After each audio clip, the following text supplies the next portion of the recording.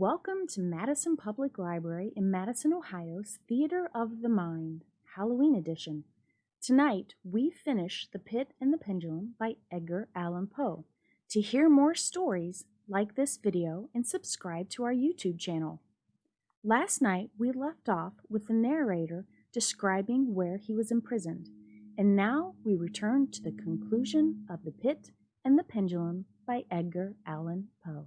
All this I saw indistinctively and by much effort, for my personal condition had been greatly changed during slumber. I now lay upon my back and at full length on a species of low framework of wood. To this I was securely bound by a long strap resembling a surcingle. It passed in many convolutions around my limbs and body, leaving at liberty only my head and my left arm to such extent that I could, by dint of much exertion, supply myself with food from the earthen dish which lay by my side on the floor. I saw, to my horror, that the pitcher had been removed. I say to my horror, for I was consumed with intolerable thirst. This thirst, it appeared, had been the design of my persecutors to stimulate, for the food in the dish was meat pungently seasoned. Looking upward, I surveyed the ceiling of my prison. It was some 30 or 40 feet overhead, and constructed much as the side walls. In one of its panels, a very singular figure riveted my whole attention. It was the painting figure of Time, as he is commonly represented, save that, in lieu of a scythe, he held what, at a casual glance, I supposed to be the pictured image of a huge pendulum, which we see on antique clocks. There was something, however, in the appearance of this machine which caused me to regard it more attentively. While I gazed directly upward at it, for its position was immediately over my own, I fancied that I saw it in motion. In an instant afterward, the fancy was confirmed.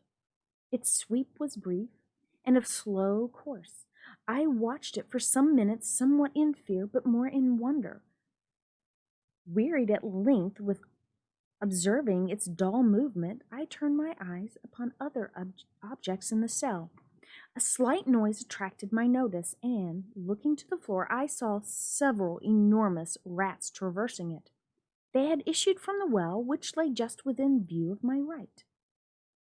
Even then, while I gazed, they come upon in troops, hurriedly, with ravenous eyes, allured by the scent of the meat.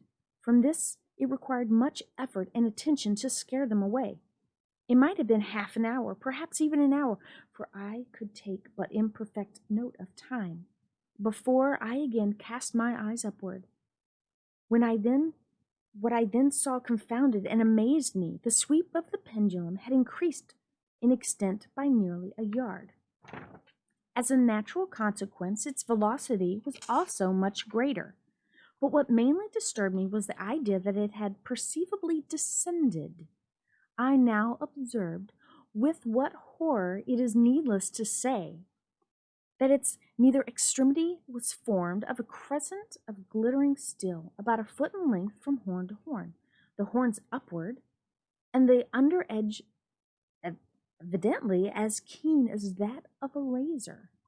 Like a razor also, it seemed massive and heavy, tapering from the edge into a solid and broad structure above.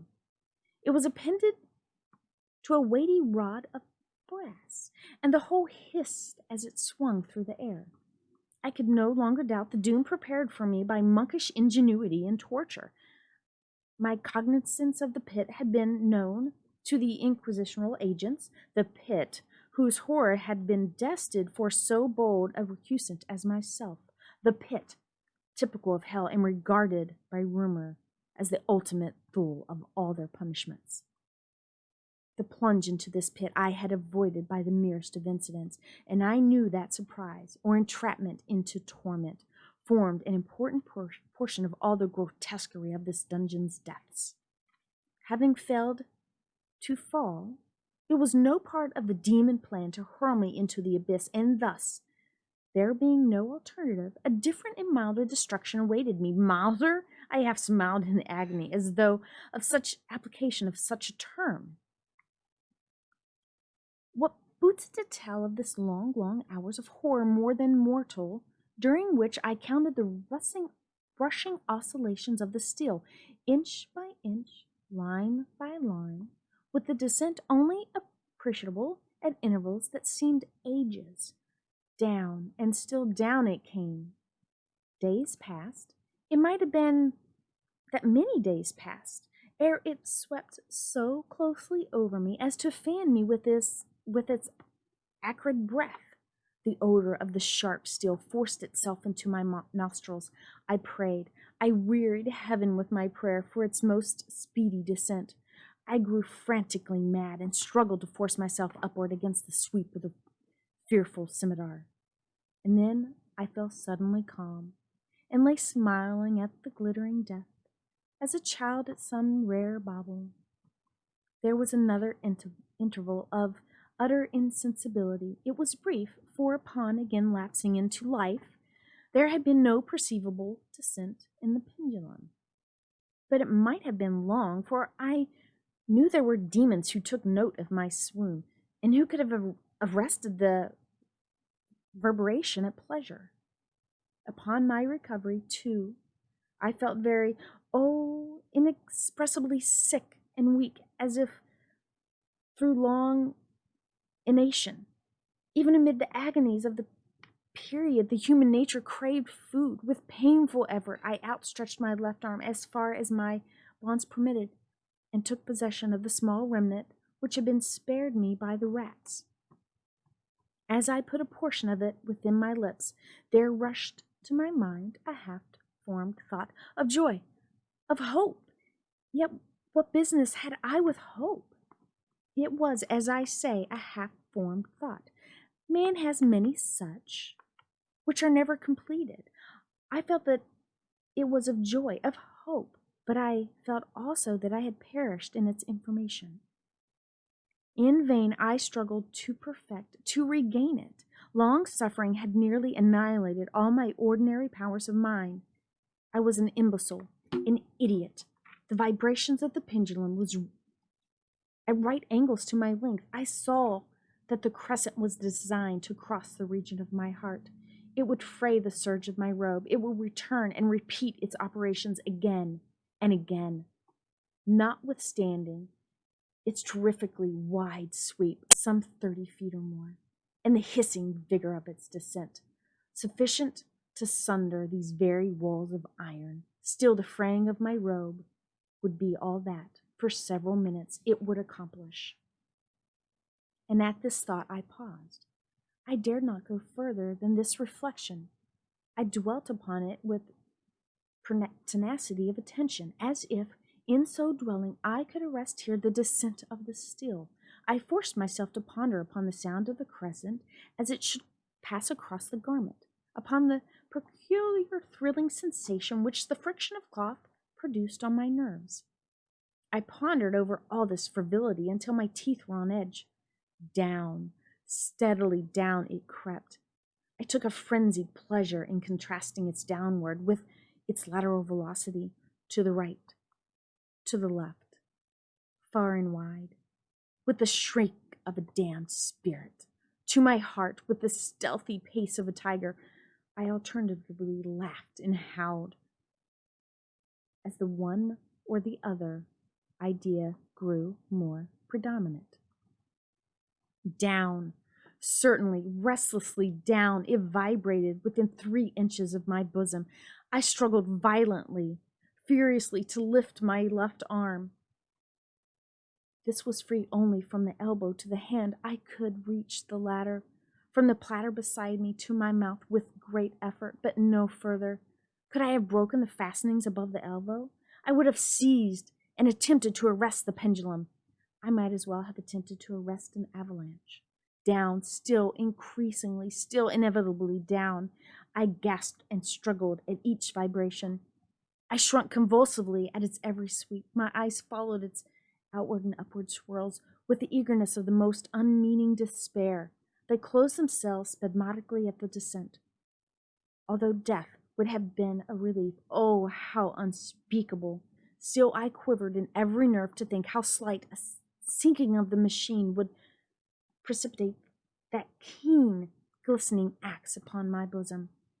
It was hope that prompted the nerve to quiver, the frame to shrink. It was hope, the hope that triumphs on the rack, that whispers to the death condemned even in the dungeons of the Inquisition. I saw that some 10 or 12 vibrations would bring the steel in actual contact with my robe. And with this observation, there suddenly came over my spirit all the keen, collected calmness of despair. For the first time during many hours, or perhaps days, I thought. It now occurred to me that the bandage, or surcingle, which enveloped me was unique. It was tied by no separate cord. The first stroke of the razor-like crescent athwarted any portion of the band which would detach it, that it might be unwound from my person by means of my left hand. But how fearful in that case! The proximity of the steel, the result of the slightest struggle, how deadly! Was it likely, moreover, that the minions of the torturer had not foreseen and provided for this possibility? Was it probable that the bandage crossed my bosom in the track of the pendulum? Dreading to find my faint and, as it seemed, my last hope frustrated, I so far elevated my head as to obtain a distinct view of my breast. The surcingle enveloped my limbs and body close in all directions, save in the path of the destroying crescent. Scarcely I had dropped my head back into its original position, when there flashed upon my mind what I could not better describe than as the unformed half of the idea of deliverance of which I have previously alluded, and of which a variety only floated indeterminately through my brain when I raised food to my burning lips. The whole thought was now present, feeble, scarcely sane, scarcely definite, but still entire. I proceeded at once, with the nervous energy of despair, to attempt its execution. For many hours, the immediate vicinity of the low framework upon which I lay had been literally swarming with rats. They were wild, bold, ravenous, their red eyes glaring upon me as if they waited but for motionlessness on my part to make me their prey. To what food, I thought, had they been accustomed in this well? They had devoured, in spite of all my efforts to prevent them, all but a small remnant of the contents of the dish. I had fallen into an habitual seesaw or wave of the hand about the platter, and at length the unconscious uniformity of the movement deprived it of effect. In their voracity, the vermin frequently fastened their sharp fangs in my fingers. With the particles of the oily and spicy bandage which now remained, I thoroughly rubbed the bandage wherever I could reach it. Then, raising my hand from the floor, I lay breathlessly still. At first, the ravenous animals were startled and terrified at the change, at the cessation of movement. They shrank alarmingly back. Many sought the wall, but this was only for a moment. I had not counted in vain upon their voracity. Observing that I remained without motion, one or two of the boldest leaped upon the framework and smelt at the surcingle. This seemed the signal for a general rush. Forth from the well they hurried in fresh troops. They clung to the wood, they overran it, and leaped in hundreds upon my person. The measured movement of the pendulum disturbed them not at all. Avoiding its strokes, they busied themselves with the anointed bandage. They pressed. They swarmed upon me in ever-accumulating heaps. They writhed upon my throat. Their cold lips sought my own. I was half stifled by their thronging pressure. Disgust, for which the world has no name, swelled my bosom and chilled with the heavy clamminess my heart. Yet 1 minute, and I felt that the struggle would be over. Plainly, I perceived the loosening of the bandage. I knew that at more than one place it must be already severed. With a more than human resolution, I lay still. Nor had I erred in my calculations, nor had I endured in vain. I at length felt that I was free. The surcingle hung in ribbons from my body, but the stroke of the pendulum already pressed upon my bosom. It had divided the serge of my robe. It had cut through the linen beneath. Twice again it stung, and a sharp sense of pain shot through every nerve. But the moment of escape had arrived. At a wave of my hand, my deliverers hurried tumultuously away, with a steady movement, cautious, sidelong, shrieking, and slow. I slid from the embrace of the bandage and beyond the reach of the scimitar. For a moment, at least, I was free. Free, and in the grasp of the Inquisition, I had scarcely stepped from my wooden bed of horror upon the stone floor of the prison when the motion of the hellish machine ceased, and I beheld it draw up by some invisible force through the ceiling. This was a lesson which I took desperately to heart. My every motion was undoubtedly watched. Free, I had but escaped death in one form of agony, to be delivered into worse than death in some other. With that thought, I rolled my eyes nervously around in the barriers of iron that hemmed me in. Something unusual, some change, which at first I could not appreciate distinctively. It was obvious had taken place in the apartment. For many minutes of a dreary and trembling abstraction, I busied myself in vain, unconnected conjecture. During this period I became aware, for the first time, of the origin of the sulphureous light which illuminated the cell. It proceeded from a fissure about half an inch in width, extremely entirely around the prison at the base of the walls, which thus appeared and were completely separated from the floor. I endeavored, but of course in vain, to look through the aperture. As I rose from the attempt, the mystery of the alteration in the chamber broke at once upon my understanding. I have observed that, although the outlines of the figures upon the walls were sufficiently distinct, yet the colors seemed blurred and indefinite. These colors had now assumed, and were momentarily assuming, a startling and most intense brilliancy that gave to the spectre a fiendish portraitures, an aspect that might have thrilled even firmer nerves than my own. Demon eyes of a wild and ghastly vivacity glared upon me in 1,000 directions, where none had been visible before, and gleamed with the lurid luster of a fire that I could not force my imagination to regard as unreal. Unreal, even while I breathed, there came to my nostrils a breath of the vapors of heated iron. A suffocating odor pervaded the prison. A deeper glow settled each moment in the eyes that glared at my agonies. A richer tint of crimson diffused itself over the pictured horrors of blood. I panted. I gasped for breath. There could be no doubt of the design of my tormentors. Oh, most unrelenting! Oh, most demonic of men! I shrank from the glowing metal to the center of the cell, amid the thought of the fiery destruction that impended. The idea of the coolness of the well came over my soul like balm. I rushed to its deadly brink. I threw my straining vision below. The glare from the enkindled roof illuminated its inmost recesses. Yet for a wild moment did my spirit refuse to comprehend the meaning of what I saw. At length it wrestled its way into my soul. It burned itself upon my shuddering reason. Oh, for the voice to speak! Oh, horror! Oh, many horrors but this! With a shriek, I rushed from the margin and buried my face in my hands, weeping bitterly. The heat rapidly increased, and once again I looked up, shuddering with a fit of the ague. There had been a second change in the cell, and now the change was obvious in the form.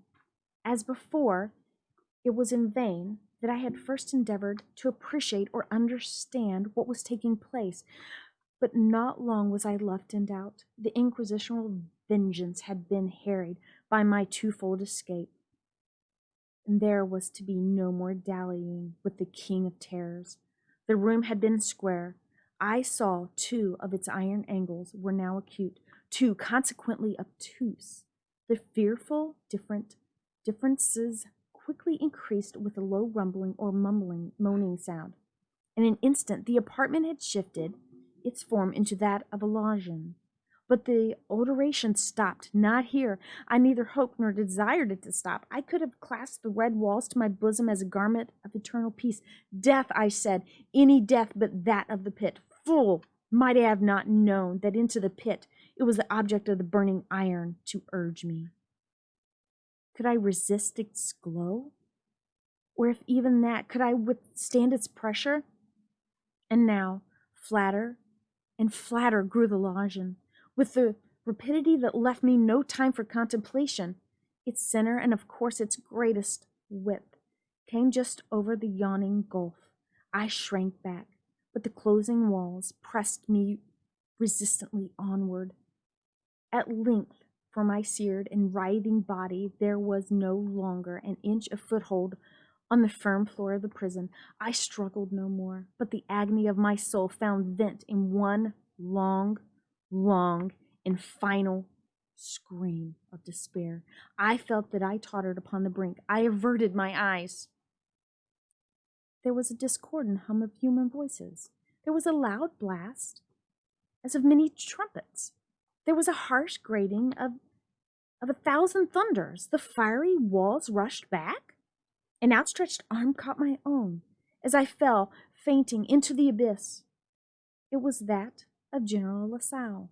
The French army had entered Toledo. The Inquisition was in the hands of its enemies. And that is the conclusion of our story. Don't forget to like this video and subscribe to our YouTube channel. Also, follow us on Facebook, Twitter, Instagram, and Pinterest.